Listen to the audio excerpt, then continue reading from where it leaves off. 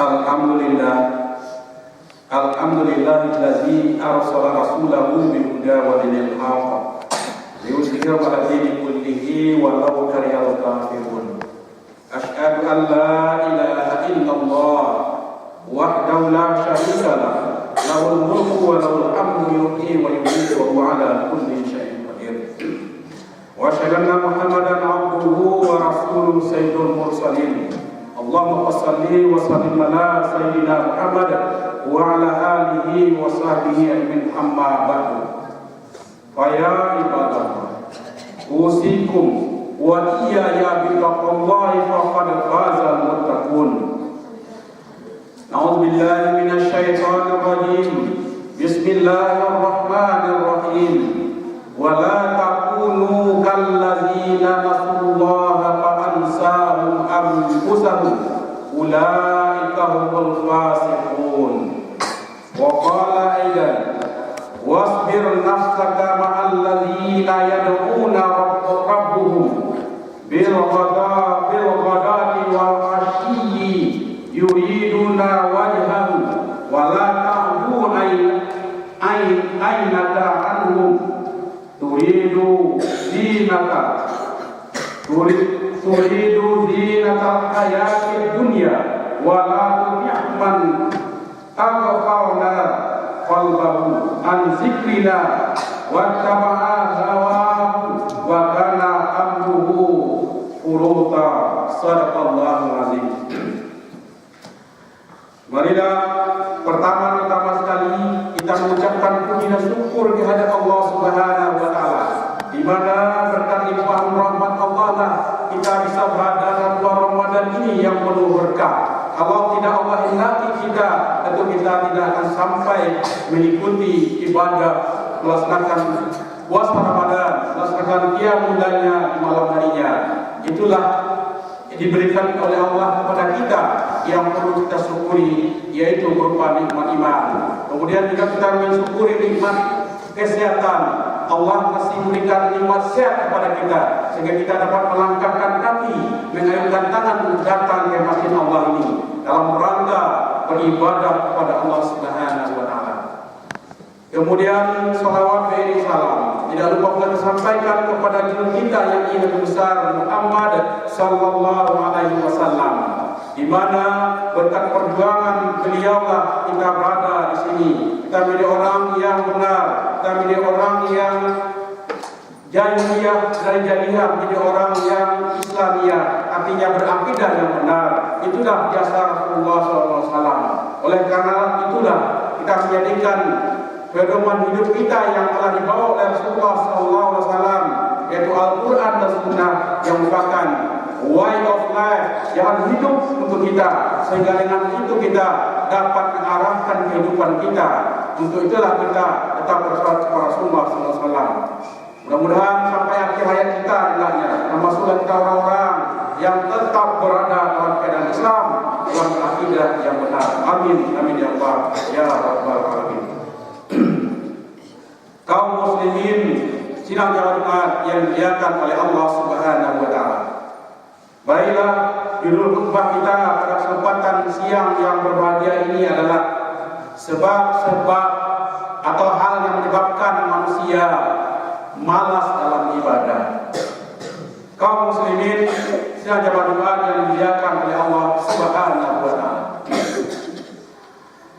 Setiap manusia tentu ingin menjadi orang yang baik, tentu ingin menjadi orang yang terbaik.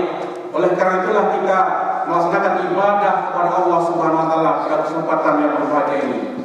Dan tapi juga tidak lupa, marilah kita juga selalu bertakwa kepada Allah Subhanahu wa taala, karena inilah yang membedakan kita dengan manusia yang lain. Allah tidak pernah membedakan kita dengan harta. Allah tidak pernah membedakan kita dengan jabatan. Allah tidak pernah membedakan kita dengan pembeda-pembeda yang ada, melainkan Allah yang membedakan manusia dengan ketakwaan saja. Inna akramakum innallaha yasqakum taqwa. Hamba yang paling mulia sisi Allah adalah hamba yang paling takwa. Kaum muslimin sidang Jumat yang dimuliakan oleh Allah Subhanahu wa taala.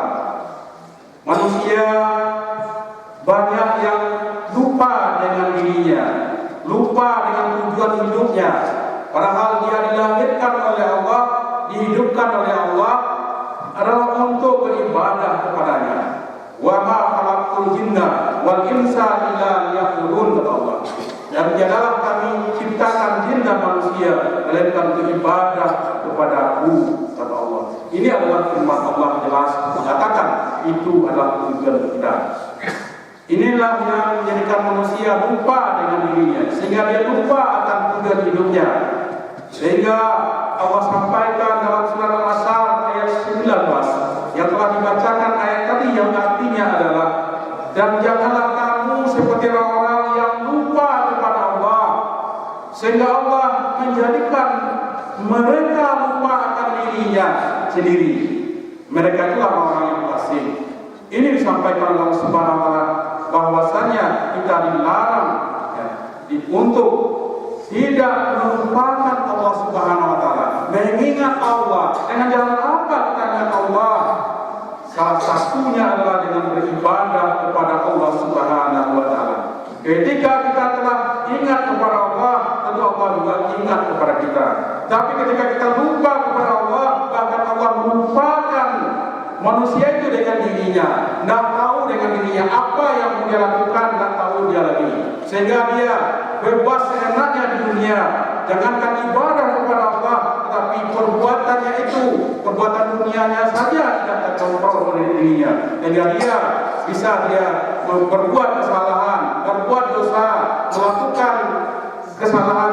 Misalnya dia juga berbohong, ataupun juga dia mencuri atau korupsi. Ini adalah kesalahan manusia karena dia melupakan Allah. Allah melupakan betul dia dengan dirinya. Kemudian dia merasakan akibatnya. Dia sekarang orang enak dalam ibadah, dalam berpuasa, mereka berada dalam tahanan. Ini adalah akibat manusia lupa dengan Allah Subhanahu wa taala.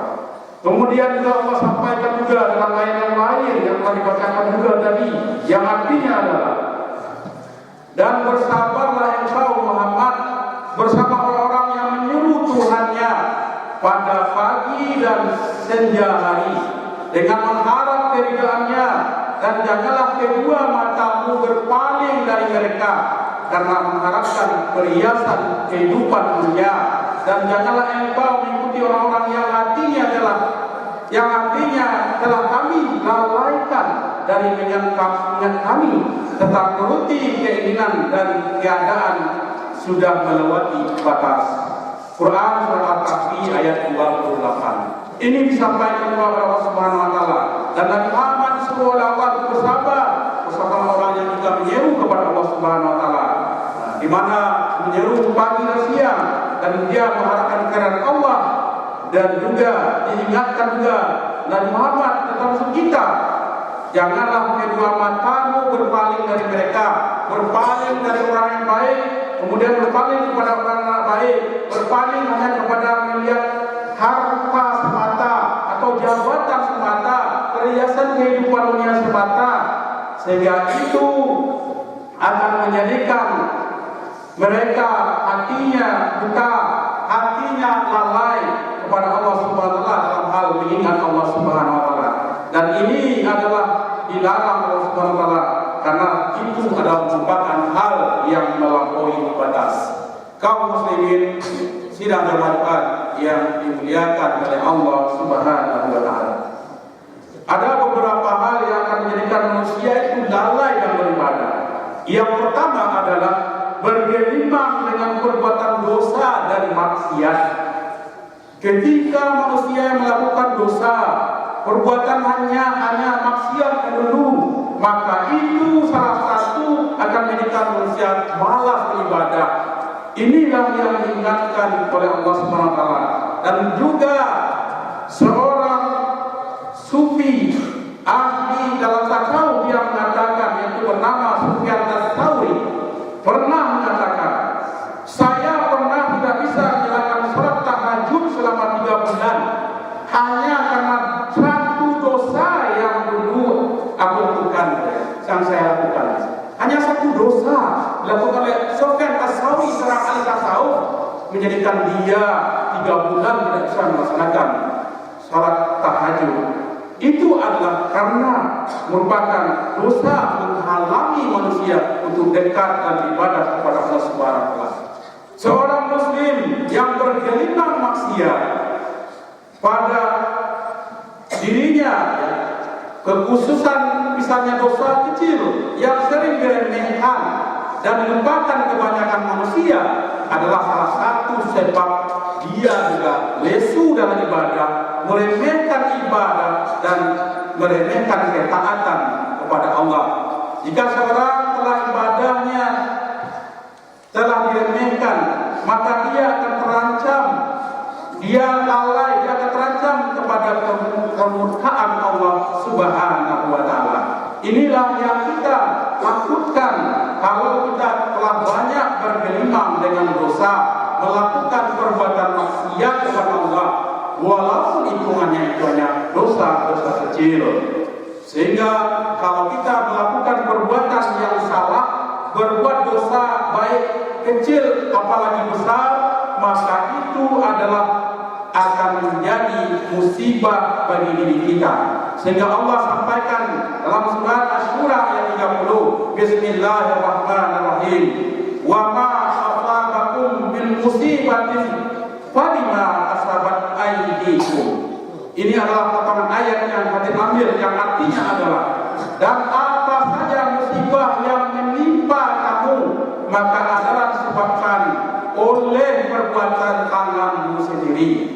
Itu berawal dari kita ketika Allah memberikan musibah. Bukan hanya semata Allah memberikan cobaan kepada kita, Allah menguji kita tentu dengan tingkah pola kita, jelas. Apalagi Allah memberikan azab juga tergantung dengan perbuatan yang kita lakukan. Untuk itulah maka kita perlu berhati-hati dengan hal perbuatan maksiat, bergelimang dosa yang telah kita lakukan. Kaum muslimin jemaah yang dibanggakan oleh Allah Subhanahu wa taala. Yang kedua, hal yang menyebabkan malas seseorang itu beribadah adalah tidak paham tentang urgensi ibadah, tidak paham dengan pentingnya ibadah. Ketika orang tidak tahu, tidak mengenal tentang ibadah, untuk apa dia beribadah, dan kemudian dia tidak tahu bahwa dia adalah seorang yang lemah. Kalau tentu dia lemah, jelas dia perlu mencari orang yang lebih kuat, yaitu Allah Subhanahu wa taala. Tentu dengan juga beribadah kepada Allah. Pentingnya ibadah ketika kita mencari Allah sebagai pelindung kita yang kuat, maka tentu kita akan menjadi orang yang baik. Tapi ketika kita tidak tahu dengan pentingnya ibadah, maka tentu kita akan lalai dengan Allah Subhanahu wa taala, lalai dengan perintah Allah Subhanahu wa taala. Juga Allah sampaikan dalam surah Al-Qur'an ayat 69 yang artinya adalah, dan orang-orang yang berjihad untuk mencari keridaan kami, kata Allah, benar-benar akan kami tunjukkan kepada mereka jalan-jalan kami, dan sesungguhnya Allah benar-benar seorang yang berbaik. Ketika kita tahu dengan urgensi ibadah yang kita lakukan, pentingnya kita beribadah karena kita mampu bahwa kita lemah, perlu yang kuat, perlu yang melindungi kita, perlu untuk menjadikan kita bisa hidup dengan baik. Tentu kita harus memiliki Tuhan kita, yaitu Allah Subhanahu wa taala. Sehingga kita telah melaksanakan ibadah, kita akan menjadi orang-orang yang selalu berbuat baik. Kaum muslimin yang bermanfaat yang dimuliakan oleh Allah Subhanahu wa taala. Kemudian yang ketiga, sebab manusia lalai dalam ibadah adalah melupakan kematian. Inilah yang sangat penting kita perhatikan. Banyak orang yang lupa dengan kematian. Dia menganggap hidup itu hanya menganggap hidup selama-lamanya. Dia menganggap bahwa kematian itu tak mungkin ada baginya, sehingga dia bebas. Dia mengatakan seorang muslim, dia mengatakan seorang Islam, tapi dia tidak sholat, dia tak puasa, atau dia puasa, dia tidak sholat, dia tidak berzakat, dia tidak melaksanakan ibadah yang lainnya. Itu adalah dia pada hakikatnya dia juga melupakan tentang kematian. Yang jelas, kematian yang akan ditempuh oleh manusia tidak hanya cukup dengan persiapan tanpa persiapan di dunia, tentu persiapan yang sangat, karena kematian yang ada manusia adalah sangat berat dihadapinya dengan pertanggungjawaban di hadapan Allah Subhanahu wa dengan dia beribadah kepada Allah, dengan dia dengan Allah, maka dia tidak akan lupa, tidak akan lalai dengan tugasnya. Kalau dia tidak akan pernah mengingat Allah Subhanahu wa taala, mengingat kematian, dan dia tidak juga akan mengingat Allah. Kenapa demikian? Karena salah satu jalan yang mengingatkan manusia adalah kematian. Berapa banyak orang yang telah mengatakan jenazah ke liang kubur, tapi dia tidak menjadikan iktibar baginya, sehingga dia tetap lalai kepada Allah. Ketika kita menjadikan iktibar yang demikian, berarti adalah salah satu menghilangkan kelalaian kita. Karena kita juga akan ke sana. Allah juga ingatkan kepada kita, kullu nafsin za'iqatul maut wa innama tuwaffuna ujurakum yaumal qiyamah. Yang artinya adalah tiap-tiap orang yang berjiwa akan merasakan mati, dan sesungguhnya pada hari kiamat sajalah disempurnakan pahalamu. Jadi tiap-tiap manusia pasti merasakan kematian, pasti akan mengalami kematian. Ketika kita telah beribadah kepada Allah, apalagi dalam Ramadan kita telah melaksanakan ibadah, melaksanakan puasa, melaksanakan qiyamul lailnya, tidak perlu kita hitung-hitung ibadah. Jangan hitung ibadah, karena Allah akan menyempurnakan pahala kita nanti di yaumil akhir. Kaum muslimin sidang jemaah yang dimuliakan oleh Allah Subhanahu wa taala. Kemudian yang keempat yang menjadikan manusia juga lalai dalam beribadah kepada Allah, yaitu adalah tidak tahu besarnya pahala suatu ibadah. Orang kalau tidak tahu berapa nilai pahala, pasti dia tidak akan melaksanakan ibadah. Orang ketika tidak tahu nilai pahala, dia akan melaksanakan ibadah. Apalagi bulan Ramadan, ibadah yang dilakukan adalah terbaik insya Allah SWT. Allah akan menjamin kita ketika kita melaksanakan ibadah sunnah di bulan Ramadan, Allah jadikan sama nilainya dengan ibadah wajib di dalam bulan biasa. Ketika kita melaksanakan ibadah wajib di dalam bulan biasa, bulan carai, dibandingkan dengan bulan Ramadan juga wajib, maka nilainya 10 kali lipat, bahkan berlipat-lipat ganda di sisi Allah Subhanahu wa taala. Ini besarnya pahala. Kalau orang tahulah, mungkin dia akan melaksanakan ibadah semuanya. Kalau orang tahulah berapa nilai ibadah salat itu, pasti dia akan melaksanakannya. Kalau tahulah orang berapa melaksanakan nilai ibadah salat sunnah, ba'diyah, qabliyah, salat sunnah, itu dia akan melaksanakannya. Ini adalah kenapa manusia lalai, karena tidak tahu. Apa jalannya supaya tahu? Yaitu menuntut ilmu. Seperti yang anda semuanya, orang yang berjihad dengan Allah ini, yaitu dalam menuntut ilmu. Kalau kita meninggal dalam ilmu, berarti kita juga jihad. Ini adalah satu jalan yang menjadikan kita tahu dengan besarnya pahala ibadah dengan berilmu. Kemudian terakhir, kaum muslimin yang berbahagia, kenapa manusia dalam hal lain yang beribadah, yaitu berlebih-lebihan dalam hal tentang mubah, berlebih-lebihan dalam hal mubah. Banyak orang yang hanya memikirkan yang mubah saja. Hanya banyak orang yang memikirkannya pakaian saja. Banyak orang yang memikirkannya harta saja. Banyak orang yang memikirkannya mobil saja. Banyak orang yang hanya memikirkan segala keperluan dunia saja. Itu mubah. Tetapi banyak orang yang memikirkan bagaimana pahala akhiratnya, bagaimana penyisihan itu akhiratnya. Tidak semua orang yang melakukan ini. Maka dengan hal ini undangnya kita termasuk orang yang mengingat agar kita tidak berlebihan dalam urusan yang mubah, dalam urusan dunia yang boleh, memang dibolehkan oleh Allah. Misalnya juga dalam hal makan, minum dan segala itu kan boleh, tapi kita tidak boleh berlebihan, bermewah-mewahan, itu dilarang dalam agama, sehingga kita menjadikan lalai kita, kenyangnya perut juga akan melayani kita. Oleh karena itulah kita menjadikan yang mubah itu biasa saja atau itu keperluan secukupnya. Mungkin itu saja yang dapat disampaikan dalam kesempatan yang berbahagia ini. Mudah-mudahan kita termasuk orang yang tidak lalai dalam mengingat Allah SWT. Karena inilah yang menjamin kita hidup di dunia sampai ke akhirat, ketika kita mempunyai bekal itu pahala, bekal yang paling utama dalam takwa. Demikian mudah-mudahan manfaat dan manfaat bagi kita sendiri yang menyampaikannya. Barakallahu lakum fil Qur'anil Karim wa nafa'ani wa iyyakum bil ayati wal hakim wa taqabbal minni wa minkum tilawatahu innahu huwal ghafurur rahim.